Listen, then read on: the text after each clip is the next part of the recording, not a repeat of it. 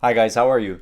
Let's do the trade review for today. I traded four tickers actually, but three were the most important. First one being LYFT, second one was BYND, and ROKU.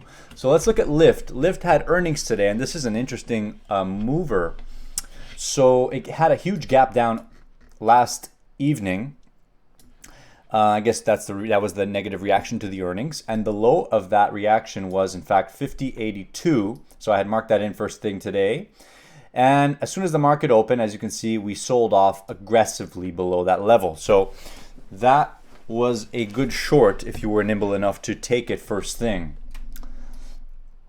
And of course, we even sold off. So this level here, 49.79, was a level I had marked in on the daily chart. If you look at the daily chart, it was a little gap fill that was there. So if you look at what happened on the 1 minute time frame there, you'll see that we initially tried to hold that level. You see, we sold off initially, and then it tried to hold that level for 3 green bars. Now, I want to tell you why I didn't buy in here, because I didn't like the setup for an oversold bounce at this point. Yeah, I wasn't getting a clear close, any clear kind of confirmation that the bulls were going to take control here. So as you can see, we were 2 red cells in a row, and now we're an inside bar, unable to close above the 4 EMA, and still an inside bar, but that one barely closed above the 4 EMA. So for me, that is not enough of a good enough setup to grab this as an oversold bounce or a dip buy type of play. Okay, so I didn't grab it there, and we did end up selling off after that. Another leg down and a good short, actually great short. Seeing this, you can see it clear weakness, and then this break right below that support right here. As soon as actually, you could have front ran it. As soon as we got closed below this support here, you could have got short right there. So that was a nice trade for a short side. I didn't grab it there though. That right there, you see that green trend bar on the 1 minute time frame? That's where I grabbed it. That's where I went long. Right there, close above the 4 EMA, big green trend bar. After multiple sell bars in a row, my fill was 49.08. I was risking to just below 48 at that point. Okay, so my risk would have been about $1,000 because I went in with 1,000 shares. Got it. So nice bounce. And at this point, I was taking some off to the position. As you can see, I sold some there. We got a little bit of consolidation. I tried to actually add more, assuming that we were going to get a little bit of a move higher here, because you never know. These things can go and then they don't stop. I've seen this happen a few times. You get a little bounce and then you get like a 2-legged bounce. We didn't quite get it. As you can see here, we went sideways for a solid 20 minutes. And then I got rid of the rest of the entire position right there. And that was it. That was LYFT. So decent bounce play. Again, you had to wait for the confirmation to get that right bounce in there. And that's it. So let's go on to the next one, which was BYND. So BYND here, this was the price action of yesterday. So I traded it yesterday if you watched my video. We bounced, then tested this support, double bottom, bounced again, tested it again, bounced again, tested it a third time. And then in the afternoon, we rolled over and then broke it. Guys, just to recap here, on the left is a 1 minute time frame. Over here is a 5 minute time frame. So just to recap that, in case you were confused. So we sold off below that level pretty aggressively in the afternoon yesterday on BYND. And then that was the close, okay? So definitely the level I was watching is this one. And obviously the low. I believe this here, 115.25, was a level I pulled up from the hourly or daily chart, okay? Always got to zoom into those daily time frames, guys, when you're planning your trades. Very important. Okay, so first thing, we went lower and closed higher. So we're looking at our pre-market levels here. So it could be the low of yesterday. Exactly. You see, we double bottomed with the low of yesterday, first thing, and then we tried to move higher. The high of pre-market was 118.95. You could say 119. Now let's go over where I went long in this. So let's go to the 1 minute time frame here. You can see. Tried to move lower, failed, tried to move higher, broke the high of the day. So again, you could have went long right there on that breakout. And you would have went long and it came back to retest. So this happens quite frequently. You'll get a breakout and then a fake out and then you'll get the real breakout after. So yeah, you can see the slight consolidation. I did take a long right above that high right there. So I had that level marked in just about 118.30, 118.40-ish. So I took a long right there, small size, just kind of playing this little momentum right here, as long as it was going to hold the 4 EMA. And then we saw that kind of thing happen. As you can see, look at this, stair stepping for like 6 bars in a row, and then one big sell in one shot. So that was a tiny loss right there on BYND. Let's see what happened after that. Did I go long again? Yes, I did. Tried to go long again. So yeah, went long right there on that breakout. Sold a bit initially, sold more, and that was it. So I locked in some profits, and then I took the rest off for, I think, a tiny loss. So look at this price action. It's really interesting how they move this thing around.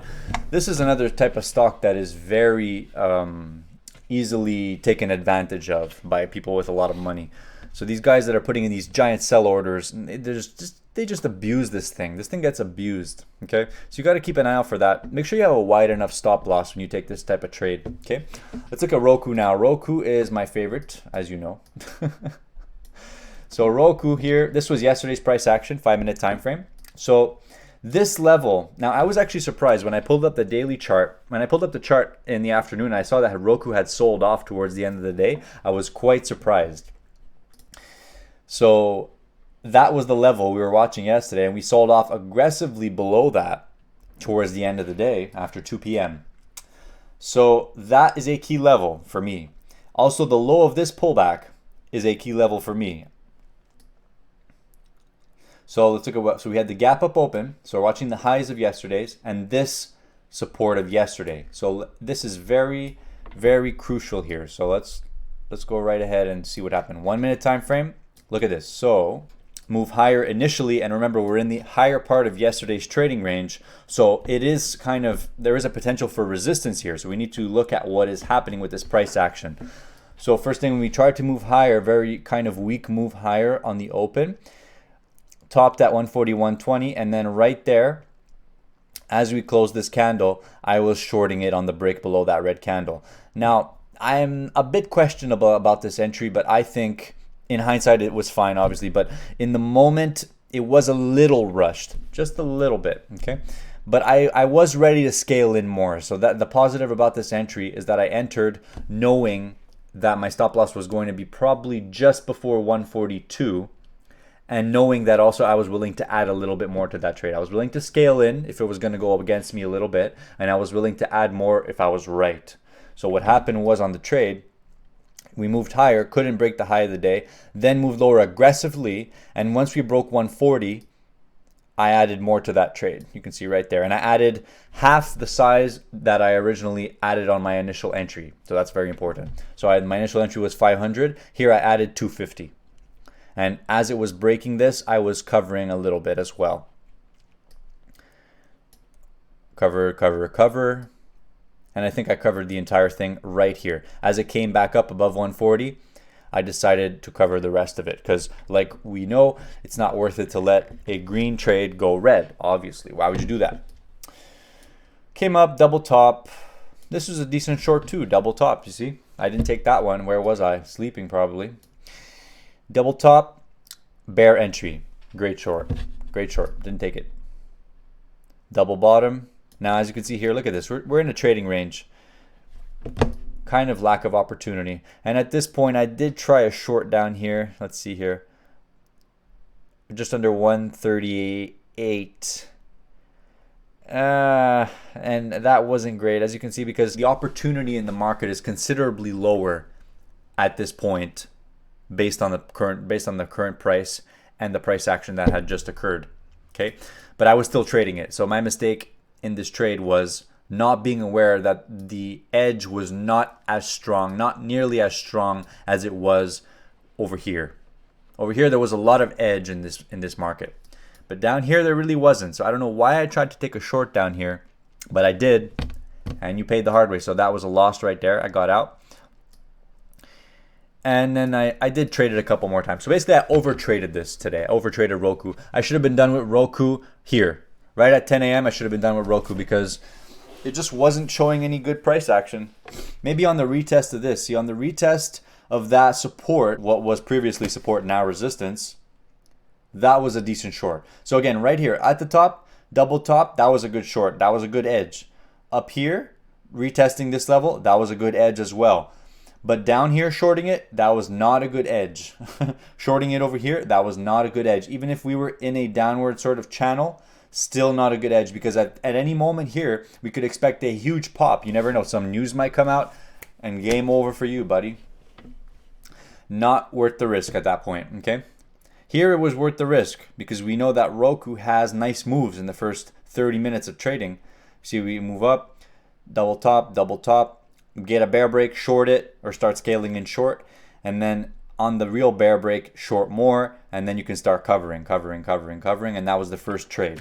That was the good trade. Come up to double top, could have shorted it again. But see, we don't know. Could have easily broke higher. But what we got there, held the 4 EMA, broke the 4 EMA. That was it. That was the short entry. Alright guys, so I'm done reviewing ROKU. So I encourage you to review all of your trades as you take them on the day, because it will in fact positively affect your trading decisions on a daily basis. Always record your trades. Very important, guys. So I would like to wish you all a fantastic rest of the day. And if you like these videos, please give it a thumbs up and subscribe to the channel, because I will post more trade reviews for you and more how-to videos on how to use Trader Workstation and TradingView. Take care.